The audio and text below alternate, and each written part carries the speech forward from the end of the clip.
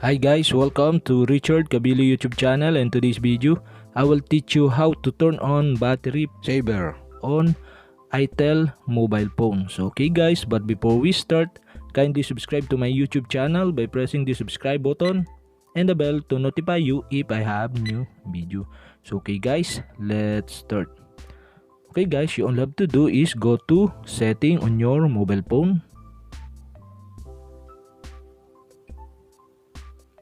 Okay guys, here in settings, so find the battery, click this.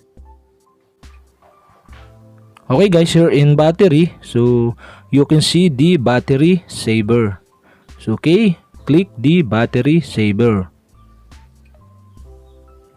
And battery saver, so okay, you can turn on the battery saver switch button. So okay guys, we have successfully turned on the battery saver, and okay guys, we also turn on automatically the switch button.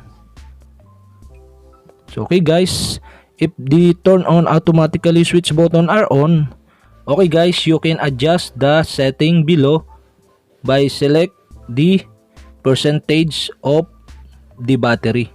So okay guys, for example, if the battery are set to 34%, if the battery are low below 34%, so the battery saver are automatically turned on. And okay guys, if the battery saver are on, the battery of the upper right side on your screen are color yellow.